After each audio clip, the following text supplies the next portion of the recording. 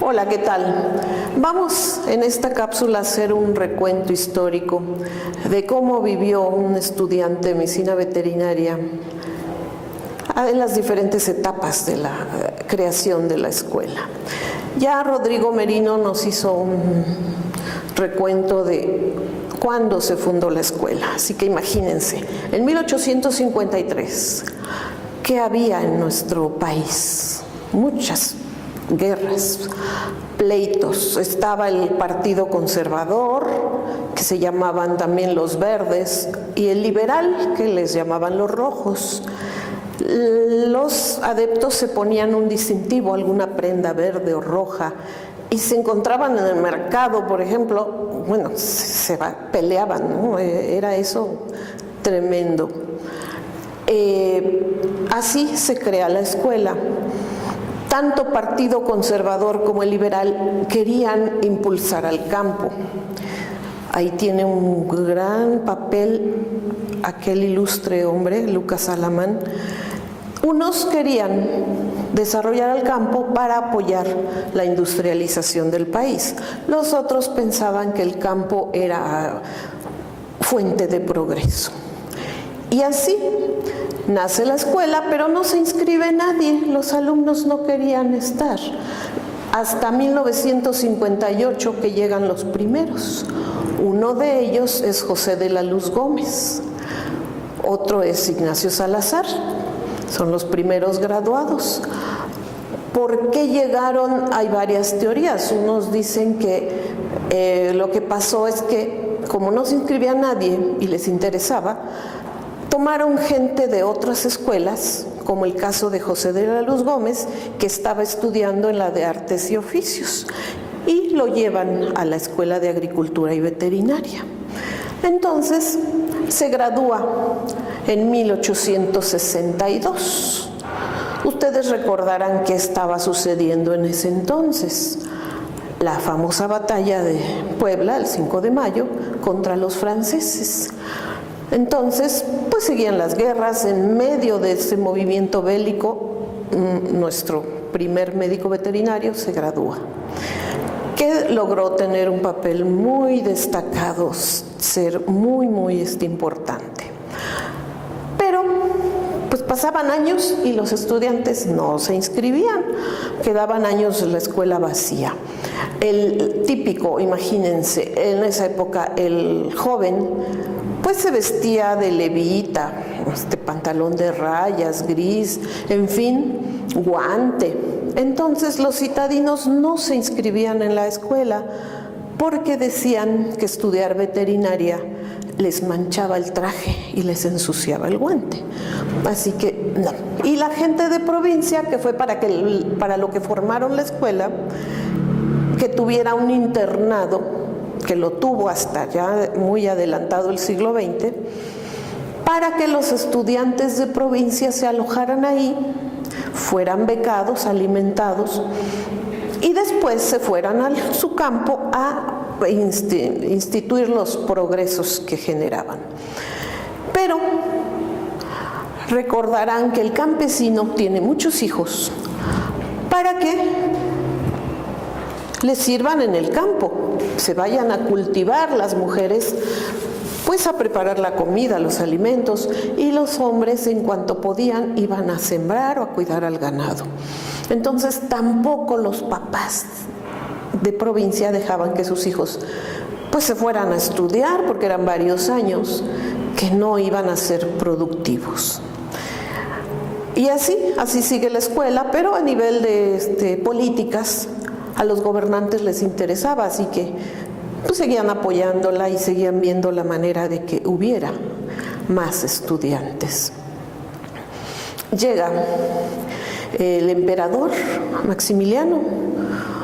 En la escuela se daba instrucción religiosa, dibujo, se aprendía alemán, francés, inglés, y Leopoldo Río de la Loza, su primer director, pues se emociona con la llegada del emperador y modifica el plan de estudios, lo vuelve real, el término del imperio.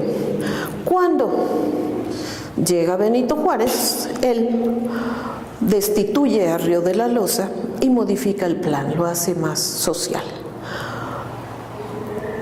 Y todas esas modificaciones siguen siendo con muy pocos alumnos. Hasta el Porfiriato, en más o menos hasta 1907, había apenas un poco más de 100 alumnos que habían estudiado en la escuela.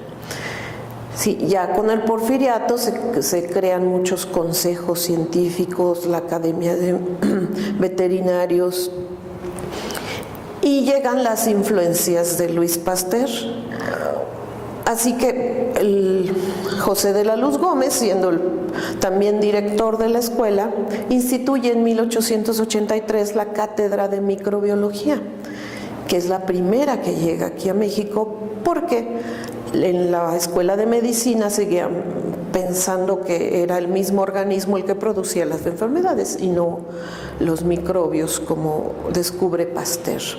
Ya en medicina se instituye la Cátedra de Microbiología hasta 1888, año en que ya para entonces se prepara la primera vacuna antirrábica en el continente y se aplica a un niño en Texcoco. Entonces ya es profesor don José de la Luz Gómez de la Cátedra de Microbiología, entre otras, y ya se le da una visión más moderna a la profesión. Llegamos a la etapa revolucionaria. Tenemos fama desde la Escuela de Agricultura de ser revoltosos. Y así lo demuestran. Los estudiantes de veterinaria protestan y piden la destitución de Porfirio Díaz. Y entonces otra vez sí, se cierra la escuela, se cierra muchas veces. Fue cuartel de guerra. Los paperos o instrumentos de labranza se fundieron para hacer armas, y a veces también por falta de dinero, porque pues se perdían hubo muchas pérdidas económicas en el país y no había manera de continuar con las clases. Hasta 1914, en que se cierran casi todas las instituciones en el país y por supuesto la Escuela de Agricultura y Veterinaria. Se abre otra vez en 1916 con la iniciativa de Venustiano Carranza, un hombre al que le gustaba organizar todo, así que reorganiza la escuela, la divide, y los estudiantes de agricultura se van a Chapingo y los de veterinaria se quedan en San Jacinto. Ahí el estudiante estaba bajo régimen militar. En varias ocasiones estuvieron así y no les gustaba, así que volvieron a protestar, cerraron la escuela, corrieron a los revoltosos y la volvieron a abrir. Y así pasaba. Intentaron darles grado militar también, lo tuvieron algún tiempo, tenían la opción, y seguía funcionando el internado. El internado era objeto de mucha discriminación porque pues vivían en situaciones muy paupérrimas. De hecho, los otros estudiantes no convivían mucho con los del internado porque pues, les decían los mugrositos, ¿no? Porque pues, no había ni para bañarse, ni poco que comer, en fin, no los trataban muy bien, que digamos. Después continuamos ya la etapa del 20, cuando otra vez hay problemas con los estudiantes. Y entonces, a una iniciativa de varios estudiantes de medicina veterinaria, se pasa la escuela de veterinaria a la Universidad Nacional Autónoma de México, el año en que también se instituye la autonomía, en 1929. Continúa en San Jacinto, pero ahora ya depende de la UNAM. Dependía también de otras instituciones, el Ministerio de Fomento, que después fue Secretaría, también de educación, sí, depende de quién estaba gobernando, lo cambiaban para un lado, para otro. Cambio de sedes también, un tiempo estuvo en Coyoacán, otro tiempo pasó cerca ahí de San Jacinto, pero básicamente se quedó en San Jacinto. Después, cuando ya surge Ciudad Universitaria, pasa a las instalaciones del sur de la ciudad, en lo que era la facultad, bueno, ahora es Facultad de Química, antes era escuela, con varios pisos, y ahí los estudiantes, bueno, aprovechaban muy bien las áreas.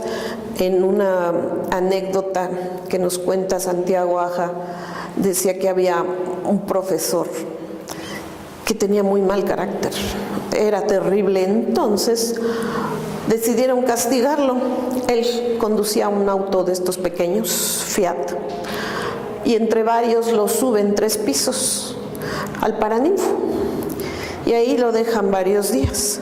Cuando el profesor lo ve, se pone a llorar, no sabía qué hacer, cómo lo subieron ahí, ¿no? Dice, pero ¿por qué me hacen esto, no?